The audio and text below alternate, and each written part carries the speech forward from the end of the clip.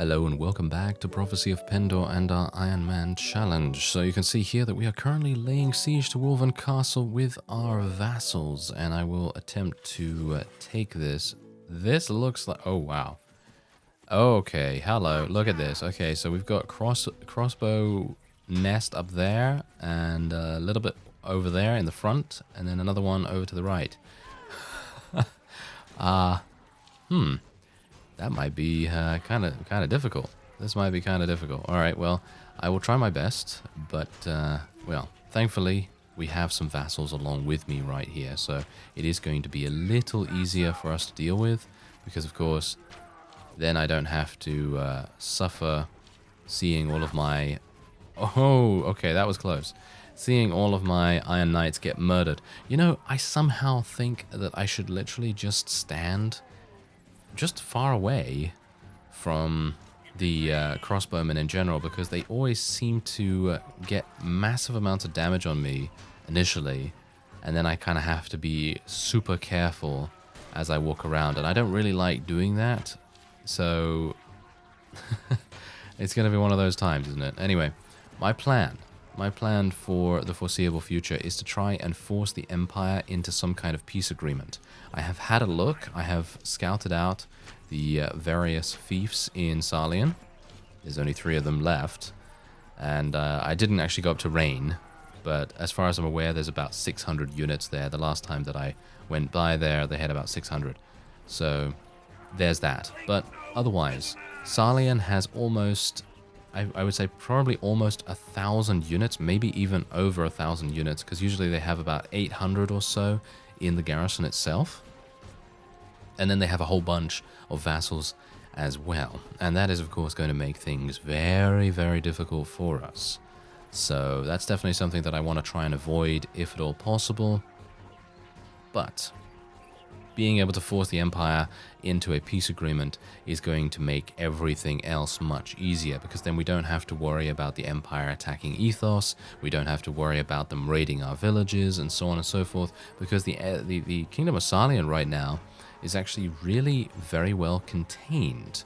And, well, what do I mean by that? Well, I mean, they generally don't run around that much, because they are significantly weakened by their lack of fiefs. It is going to take a long time for them to be able to recuperate any forces that they lose, because of course they only have a handful of villages still under their control. And, well, that's the thing. I know a lot of people have said, and I agree with this, that I should try to focus on Sarlian, try to eliminate them as soon as possible, and I agree. Absolutely. I think it's a great idea to try and eliminate the weakened factions as quickly as possible, but unfortunately, because there are only 3 towns remaining, the towns are going to be quite difficult for me to deal with, and that's the reason why I'm wanting to try and force the Empire into some kind of peace agreement situation, so that we can fully concentrate on Sarlian. And bear in mind that I believe Ravenstern has now declared war against the Kingdom of Sarlian, I think. I think they did that. It could be that I am getting mixed up with another war declaration, but I think there was one that actually happened. Also, Igrim is getting much more powerful. I know a couple of people said that I should eliminate him as soon as possible, you know, take my vassals over there or something like that. And yeah, that's absolutely... that's definitely something that is on my list. It's on my list to do. But unfortunately, it's probably something I won't be able to do that easily or quickly, because it will be one of those things where he'll probably have a huge amount of units because of his new mechanic where he's able to, you know, recuperate his own fallen units by converting rescued prisoners into them. And actually, not even just rescued prisoners, just regular prisoners as well, as far as I'm aware. So there's also that.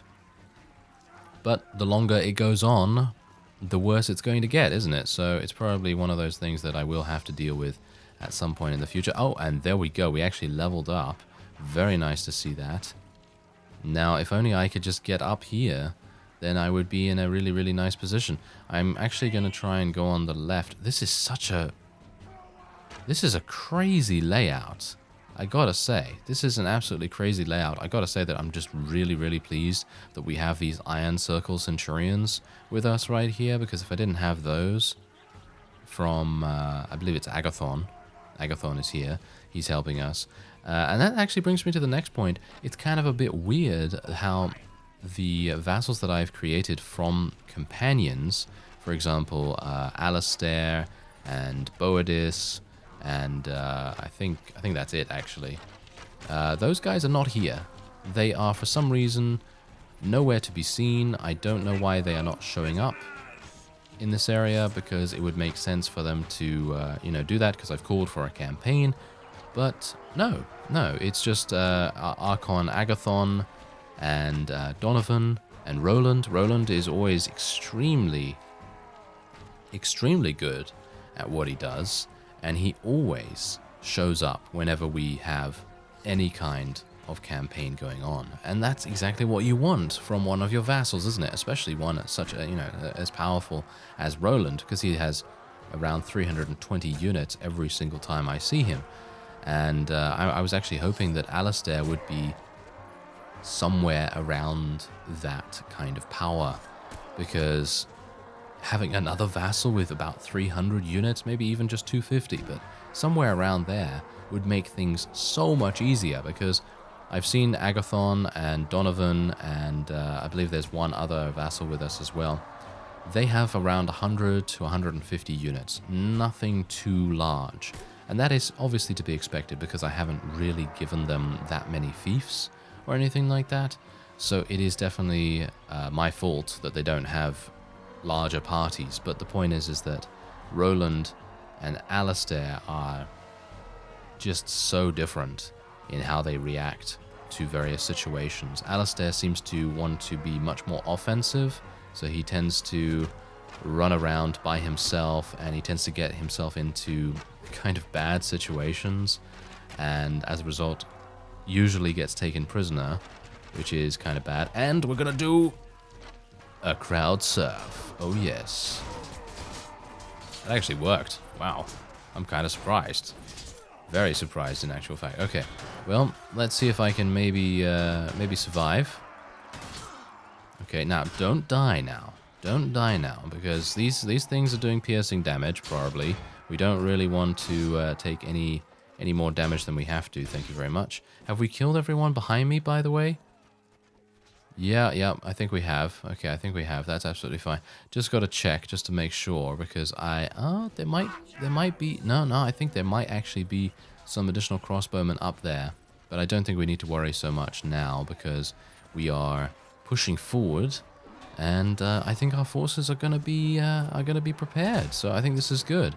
Unfortunately, I am, as I said, kind of low in HP, and this makes me much more dubious about getting involved in close combat situations, which I gotta say is very, very frustrating, because I think I probably could have contributed a lot more in this particular siege. So I think in the future I'm going to change my strategy a little bit. I'm going to change my tactics, make sure that I don't take too much damage in the first, I don't know, maybe the first like 5 minutes of the siege, and then try, once we get onto the battlements, to actually have a much bigger impact from then, because it's going to save my ammunition, it's going to save my HP, and it's just generally going to make things a whole lot smoother. So that's definitely something that we are probably going to do in the future. So how many people do we have left? Only 8. That's fantastic. It seems like they're all there. So let's shoot a couple of them, because as you could see, we are still having the potential to level up. I can't believe I missed so many of those shots, but oh well. Seems like it's just not my day, is it? No. Doesn't seem like it.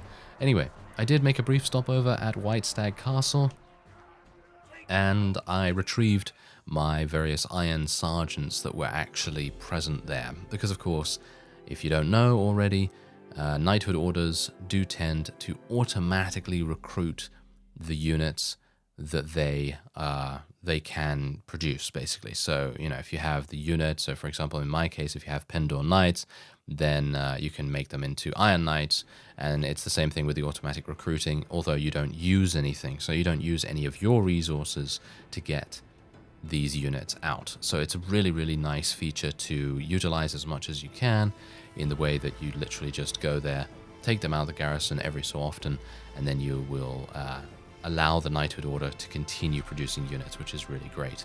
Anyway, we're just going to take a couple of things. I did stop by also at Laria as well as Whitestag Castle to get supply trains, because they are super important, at least for extended sieges, and especially considering we were going to do a siege tower, because this was obviously a siege tower, as you could no doubt tell. Anyway, I'm going to be taking these prisoners, and we'll just let our other forces, let our other vassals take whatever prisoners they wanted from the rescue prisoner pool. And now we have Archon Gallus right here. As you can see, Brutus is actually with us. Archon Agathon is with us. And I don't know about Varius, but Alistair has 1 town, 2 castles, and 3 villages. Roland only has 3 castles? But he's running around with 320 units. What a crazy guy. Anyway, we're going to give this to Archon Gallus because we can, and he is an upstanding vassal. He's going to be really good for us, hopefully. And there we go. All right, so let's have a look and actually see what we have with me right here, because I think we have Brutus, Agathon, and Roland. That's it? That's literally all we have? Yeah, so that's exactly the reason why I'm a little bit perplexed, shall we say, as to why Alistair is not actually helping us. And by the way, I've finally taken the plunge and decided that Anson is going to stay at the very bottom of our list from now on to try and keep him alive as much as possible. I just wanted him to get kills, you know? That was the only reason why I had him in the top of our army, so that he could actually start getting some experience and all that stuff. But I suppose now that he has maxed out his intelligence, he doesn't really need any other levels. So I guess we'll just go with it like that. Okay, so yeah, now we are suffering some... Oh yeah, there's Donovan. Fantastic. It seems like he ran off and did not actually participate in that siege. That's a bit weird. But whatever the case, we have 93 potential prisoners here. Almera Castle, I think, is one of those that is actually kind of harsh. So we might have a bit of a problem here, but we'll see. Anyway, Marlians is actually going to be besieged, and we do have another vassal coming up here. I'm not entirely sure who that is, but hopefully they're going to help us out quite a bit. Okay, so it's time for us to go into Almera Castle, and I actually have a bad feeling about... yeah. It's actually this one. Okay, so this one is definitely something that we probably want to be very careful of, or we just want to get out of here in general. I'm actually unsure. Anyway, basically there are 2 different strategies that you can use in this particular siege. One is to go all the way up onto the top of that hill there with a wide variety of ranged, very proficient units. In other words, my Iron Knights would probably be a good candidate for that, or Ravenstone Rangers, or just basically anything that you can take up there that can shoot a bow or crossbow from massive amounts of range. That's a really good way to go about it.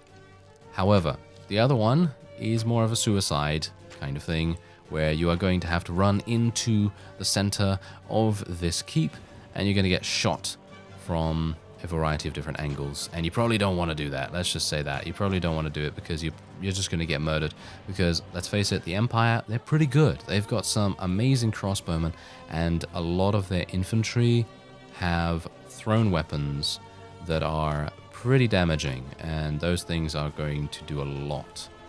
They are going to do a lot. So the one thing that I would definitely suggest is if you have a force like mine that has a lot of infantry and a lot of cavalry and stuff like that, the best thing that I can suggest to do is to run like I am doing here and just try to pick off a couple of units here and there, and then what I'd recommend doing is tabbing out and running away. Yes, that is what we will do, and that is it. That is it. That's all. That's all. I do not want to... Look at that. There's still almost 500 units there. I do not want to do that. Oh, and it seems like Bodis was actually taken prisoner by the Kingdom of Sarlian. Well, that's not very good, is it? And Marlians is still under siege. So I suppose I should take my campaign and go over there. And if we can maybe eliminate Duke Brennus, then we might have a shot at taking Avendor as well, which would actually be really nice. Ethos is now under siege. Yeah, this is exactly the reason why I said that I wanted to try and force one of them into a peace agreement. Well, maybe if we can eliminate Duke Brennus, or at the very least... Oh no, is he gonna... Ah, they managed to take it again? Okay. Well, I guess I'll just take that off screen then, or something, because we've already done the Siege of Malians, and I didn't really want to do that again right now. So I guess what we'll do is we'll head on over to Avendor. I hope we don't lose Ethos now as well. Oh, there we go. We're actually getting eight noble recruits. That's pretty good. You know, it's not too bad. And Ethos not under siege just yet. Yeah, having to travel all the way around here is very, very difficult, especially with such a large army. But let's see what we can do at Avendor. Maybe we'll be able to do something here. Maybe it will be slightly favorable. 741. They have some... Oh, it's a siege tower? I can't believe it. I did not realize that Avendor was a siege tower. Was that changed? Was that changed from a previous version? Because from what I recall, Avendor was just a regular ladder town, so that's kind of strange to me. But whatever the case, hopefully it's going to be easier than Almera Castle, because I'm going to leave that until I have a significant amount more Iron Knights and so on and so forth, and then we're going to have a good time there. Unfortunately, Roland is not with me. Why is Roland not with me here? There he is. Was that him? No, Alistair has actually joined us. Okay, I guess that's good enough. That is definitely good enough. Oh, okay, this is much better. This is absolutely much better. Again, you'll see exactly the reason why that is, because there are Knights of the Ebony Gauntlet. Okay, so Knights of the Ebony Gauntlet, they are some of my favorite Knighthood Order units. Basically, they're not especially powerful. I mean, yeah, you know, they are powerful, but they are not as powerful as what you would expect to see from, I don't know, a custom Knighthood Order, for example. But they are really good. You know, they've got crossbows, they've got blunt weapons, some of them, and they're just really, really good units. And that is actually one of the first Knighthood Orders that I ended up joining, amazingly enough. So we're going to tell people to stand closer here real quick, because it seems like some of us are actually running into the wall, and we do not want them to do that. Now, I do have to be a bit careful here as well, because those Knights of the Ebony Gauntlet, there's one. Yep, they have crossbows. They can do so much damage with those. Gotta be careful. Gotta be careful. Ah, there's another one. Wow. Yeah, they've got a whole bunch of those in here. And they also have Ebony Gauntlet hammers as well. And the hammers, I believe, are two-handed units that use blunt polearms, as far as I remember. And those guys are quite tough in themselves. They do a lot of damage with their polearms, but they're obviously without shields. So they're going to be very easy to eliminate. As you can see right there, just shot him straight in the chest and he died very quickly. So that's good. And I'm kind of a bit worried about running out of arrows so incredibly fast here. But I guess needs must, you know, needs must. So I have one arrow remaining. I actually wonder whether I can get arrows from somewhere else. As you can see, we have a whole bunch of people just kind of standing here. I'm hopeful that maybe, hey, you know what? Let's move my forces ahead a little bit here. Spread out a little bit, guys. I kind of wanted to tell everyone to stand in the same place, but now it is causing maybe more damage than I would like. So that's probably not so good. Can I ask for... Can you give me some arrows? No. Seems like they can only do that in siege defenses, perhaps, or something, because I'm holding the button, which is the letter O on the keyboard, to be able to do that. And it doesn't seem like they want to give me any. How about this guy? Can you give me some? Nope. Okay. Seems like you can't do that in siege offenses, which is kind of unfortunate. But maybe some of my people are going to die, and then I'll be able to pick them up or something like that. As you can see, we just picked up one. Yeah, that's not really helping. But I guess I can do some damage with it. A little bit, here and there. Yeah, these Ebony Gauntlet hammers are going to be a bit of a problem for us. But I think this is much easier than Almera Castle, but I could be wrong. Let's just see how it goes, because we might very well need to retreat from this as well, and then go back to the drawing board and see what we can do, because if we can't take this, with a relatively large force of units, including a couple of vassals here and there. If we can't take it, then that's really bad, you know? That is really bad. And it won't be the layout's fault. That's for sure. It won't be the layout's fault at all. It will be mine. So let's see if I can actually sneak on by here. Maybe I can do some damage from the side. Just a little bit. Hey, come on. Yeah, take him down. Take him down. Yes, there we are. Yes, that's what we want to do. We just want to open up a gap in the side. There we go. Someone actually squeezed in there. That's good. Now, maybe if we can do another one. Come on, guys. Come on. You've got to... Ah! Yeah, now that's exactly the problem. Oh, arrows. Very nice. Okay. Well, that's all I really kind of wanted, I guess. But now I'm down here, and it is going to cause some issues. As you can see, we actually have a couple of people that are not able to move for some unknown reason. That guy's employing supernatural entities. Yeah. Okay, let's have a look here. Maybe we can shoot that guy from here. Yeah, you can see that they actually take quite a bit of damage to take out as well, so definitely something to worry about when dealing with Avendor itself. There we go. Yeah. Okay, so how are we doing? We are doing badly. We are doing really, really badly. All right. I think, you know what? I think the best thing that I can probably do from this point is probably just retreat, spend some time off screen. I know I've said this in the past, but I kind of thought, hey, I might be kind of ready to, you know, record another episode at this point, but apparently not. So, you know what I'm going to do? I'm going to retreat once again, and we are going to leave Avendor, and we will leave Almera Castle, and I will be spending some time off screen. I will take back Marlians in that time, and I will just try to defend as many places as I potentially can, because usually the vassals of Ethos, they will just run away, and they won't really do anything, like actually attack. So I will just do that. I will continue gathering noble recruits and things like that, and obviously the Noldor tournament will happen as well. Is it victory progress that I can actually look at that? No. It might be achievements. Look at that, 699 days. That's how many that's how much I've done. It's pretty insane.